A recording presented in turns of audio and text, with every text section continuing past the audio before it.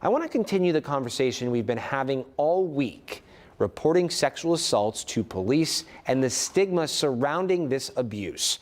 According to a 2023 survey conducted by the Justice Department, 2 out of 3 assaults are never reported, and only 2.5% of perpetrators actually go to jail.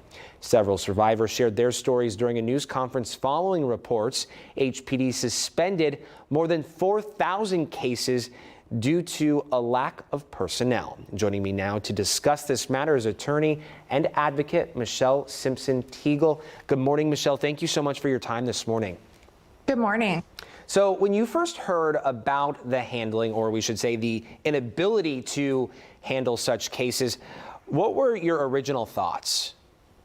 My original thoughts were about the clients who I see every day and how extraordinary it is for any survivor to even get to that place, to be able to report, and then to report that crime, and the police who swear to serve and protect citizens fail you and they don't take any action and it just sits. And I see survivors failed by the criminal justice system a lot, but this is at a level that is just really appalling. And Michelle, we're not talking about a dozen, although even a dozen would be too many. We're talking specifically about more than 4,000 sexual assault cases, but more than 260,000 cases across several different divisions. What does this do? How does this impact survivors? You know, I think it reinforces, sadly, a culture of silence and the belief that if you come forward, nothing's going to happen. I think a lot of the clients and survivors that I represent and have worked with struggle with making that step. And then to make it and see nothing happen, it also really gives a green light to abusers and tells them in the city of Houston, we're not even going to investigate you. And that's a really scary reality for the victims that I've walked through this process with. And I think the question now is to the city of Houston is, what are you going to do about it? And, you know, I would urge the city and the state of Texas to direct the necessary resources in order to quickly act on this problem in a way that shows survivors in Houston and beyond Houston that we're going to take action when you take this really difficult step. Do you think things would be different in this specific instance if there were more women in leadership roles? I think it would definitely help. I mean, I have survivors go in, and even when they do report, and I've seen this with Houston PD and Harris County, how they're handled in the process can be different. And I do think because more women are impacted by sexual violence, we know that by the numbers, that women being in positions of leadership and women being in the process and more of them being in the process to respond to these reports can definitely help. But I think there need to be more personnel across the board, and also more women in leadership does help. Yeah, I know you're talking about you wanting to see, you're urging the city to get involved, you want results. What do you think would be appropriate in action being taken now? I think some of, a lot of these people who have seen no action, they need to be contacted. They need a wide-scale, fast response that are reaching out to survivors in a trauma-informed way where they are saying, how can we move this forward? And frankly, we're sorry for failing you.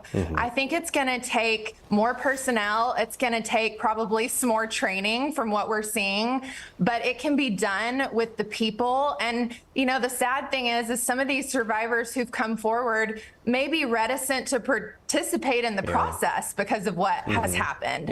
So they're going to need people in place who can work through that with these survivors, because the distrust is going to be even more severe. With that said, why should a survivor or even a Houstonian for that matter trust Chief Finner's internal investigation if he's saying he didn't take action all these years ago? I think it's going to be hard for them to trust him. But I think, and I would urge survivors who have reported or who are thinking about reporting, that I always tell my clients, you do what you can do, and we'll keep pushing for you. But you can only do what you can do, and I would urge these survivors to keep pressing in the process and doing what they can do, whether it be reporting or cooperating with the process to try to stop abusers, because we know usually it doesn't stop with one person. And so I hope that the city of Houston will think about that and think about how many other people had to go through sexual violence because of their failures. And how many other people have not come forward and likely will not now, knowing what has happened throughout the past several years. We talk about this process, we talk about the investigation. Talk to us about why an independent investigation is so pivotal in a case like this. Well, I've really seen in wide-scale institutional failures, you need someone from the outside to come in and look at where were the failures and how do we fix it. It's sometimes hard for us to trust and believe that the very institutions and leaders who failed, and I mean, Chief Finner has said he knew since 2021 that they were failing to investigate sexual assault. How can we trust that he's actually going to fix the problem when he knew some of these things were going on? And so I think it has to be somebody from the outside who's looking at things and how to fix this moving forward, and not just the same people who are allowing it to go on for years and years and thousands of people. Yeah. What would be your message this morning to survivors listening right now who either have been failed or are not wanting now to come forward? Is that your voice matters. And if you come forward, it matters. And you can do what you can do, and reporting will hopefully stop and protect one person. And so I would just encourage people that it is so extraordinary if you were able to report it all and you took that step in that action. And if police in the city fail you, that's on them, not on you. But it's still important for people to report to try to prevent this in the future. Yeah, and knowing that there are resources, people out there that can help. You might have to look beyond that nuclear environment is what we often say, but there are resources and people willing to help. Michelle Simpson Teagle, thank you so much for your time this morning. We really appreciate it.